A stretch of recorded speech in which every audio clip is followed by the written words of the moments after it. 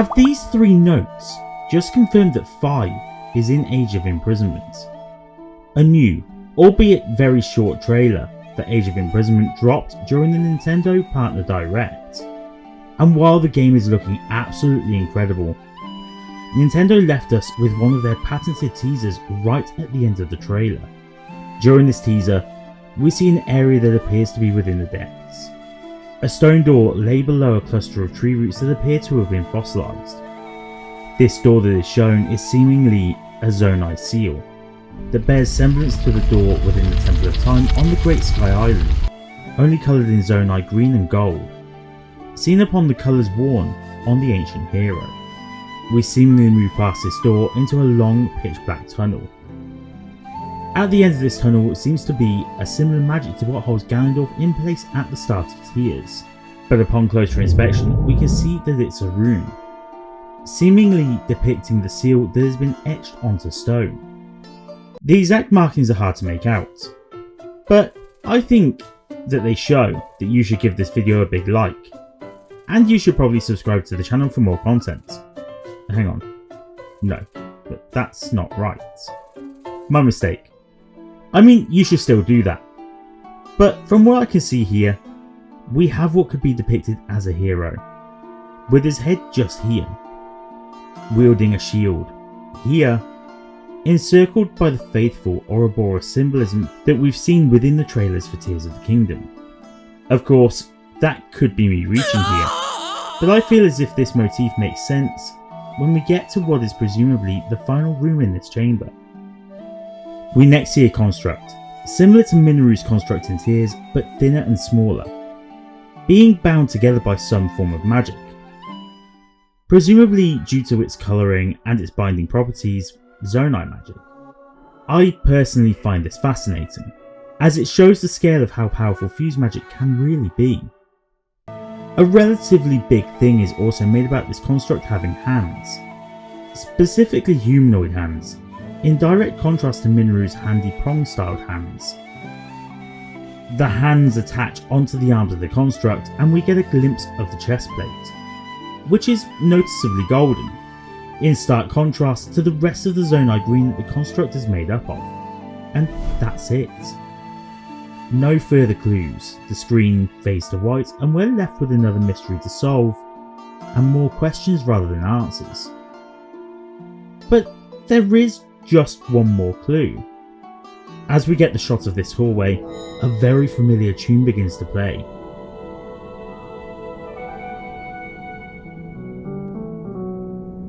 It's only a handful of notes, but it is unmistakably Fi's theme from The Legend of Zelda Skyward Sword.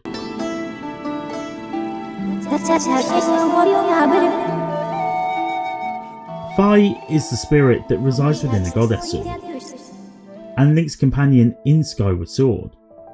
She has a fascinating story, where she develops more understanding of human emotion, similar to how an AI would begin upon its path of sentience.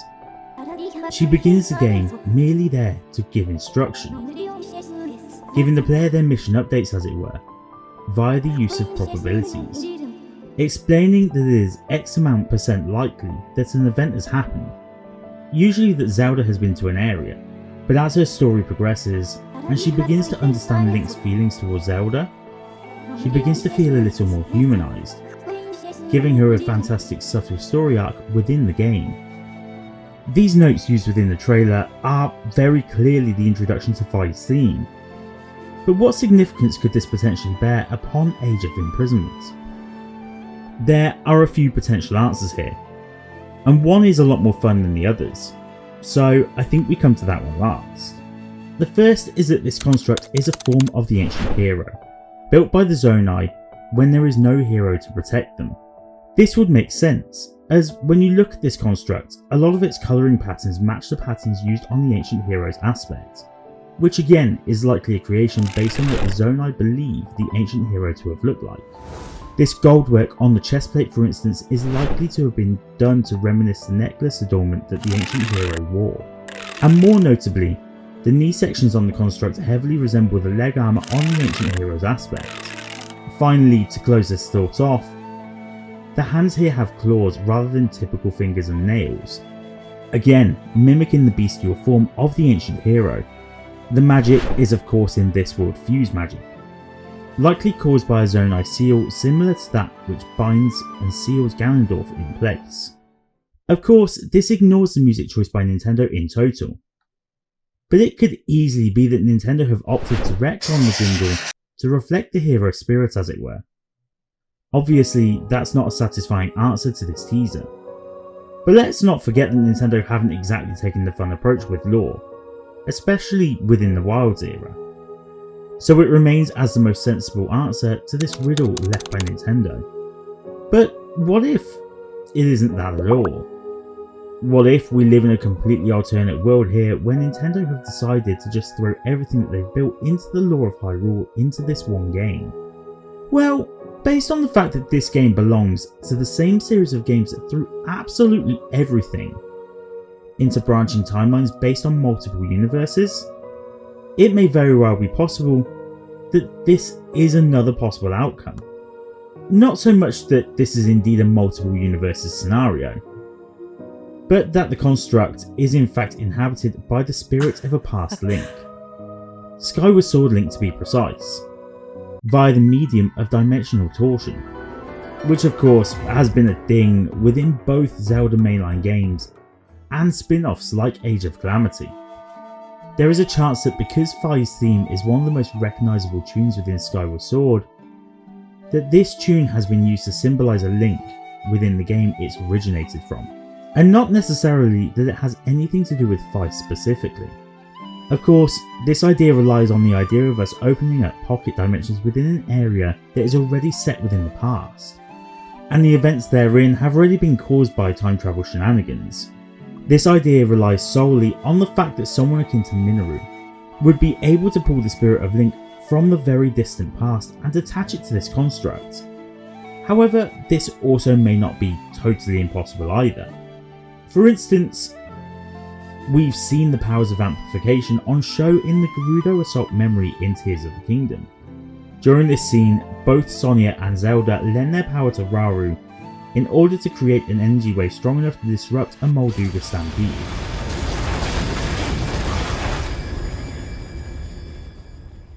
We've also seen in the final true ending, Rauru, Sonia and Link's magic combine to do the impossible, turning a dragon back into their human form.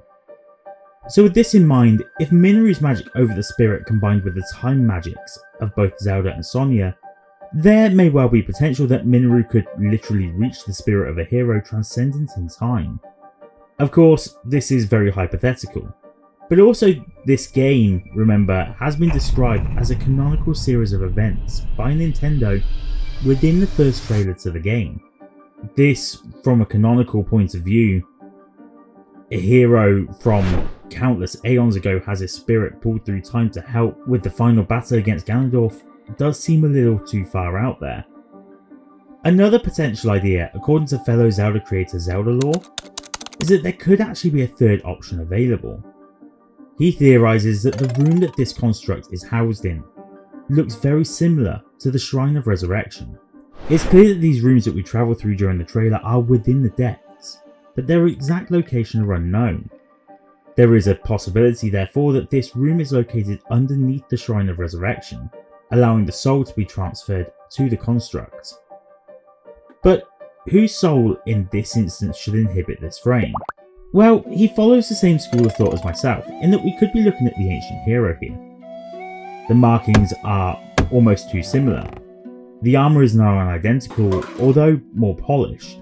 Zelda Lore's theory suggests that this construct is indeed the ancient hero, as I was suggesting earlier, but builds on it with a potential story greater than my idea of the Zonai building this construct in effigy. The idea in question here is that potentially the sages, Minoru and Rauru, along with Zelda, all realise that they need the blade of the hero, the Master Sword, in order to defeat Ganon. In order to do this, they would require the essence of the hero, or the spirit of the hero, in order for the Master Sword to be able to be pulled from its resting place. This would then see them effectively build a construct during the events of the game, meaning in turn that the ancient hero's spirit or essence would be fused into this automaton. All of these options though are more probable than the final option that we have to work with, which is definitely the most fun but has the most amount of canonical holes within it. After all, the song is quite clearly Fi's theme. The devs want us to think that Fi is involved. They played her song. Surely this is Fi's spirit attached to the construct, right? So this theory literally comes from those 3 notes at the start of this trailer. Without that music being played, we never associate this construct with Fi, and the playing of said music must have been a deliberate choice by Nintendo. Now, we know that the spirit of Fi seems to be living within the Master Sword still, which indicates that this Master Sword in Breath of the Wild and therefore Tears of the Kingdom is indeed the same sword that gets forged from the Sacred Flames and the Goddess Sword within Skyward Sword. We know this because during the sequence where Link nearly dies protecting Zelda from the Guardians, the sword seemingly speaks to Zelda via a blue hue that shines around it. It tells her of a plan to resurrect the hero, which she exacts down to the letter. So is there a way that the spirit within the Master Sword has fused with this construct? Well, actually the answer is yes, but only if this scene happens at a very specific point in the storyline of Age of Imprisonment. I say this because in Tears, in Memory 16 to be precise, Zelda has a hold of the broken Master Sword. She takes it to Minoru, who seems to have little to no recollection of the sword's significance, just referring to it as the sword, never the Master Sword. She is unaware, despite her learnedness as a scholar, of the powers of the Master Sword, meaning that it's not something that is written into the Zonai history books. As a result, there is no information about where the Master Sword is hidden within the past. But presumably, there should be a Master Sword in the past. And at the point where this sword goes back in time, it could potentially mean that there are actually 2 Master Swords in play. There should be one in Rauru's Hyrule and one in Link's Hyrule. The one in Link's Hyrule is broken and now has been sent back to Rauru's Hyrule. But the one in the past could still be active, yet hidden away.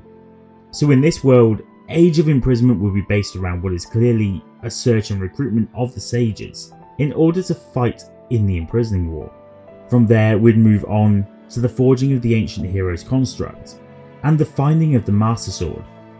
The sword that, remember, can only be used by a creature with the spirit of the ancient hero, as is written in the legend of the Master Sword. Of course, there are many paths Nintendo could take. What do you think lies in store for us in Age of Imprisonment? And what do you think these 3 little notes and symbology in the symbol mean? Get in the comments and let me know. And don't forget to hookshot that subscribe button if you've enjoyed this short, sweet theory video. I'll see you next time. But if you really can't wait to get your next fix, check out this video here. I've been sending princesses to jail. It's a really fun time. I'm sure you'll love it.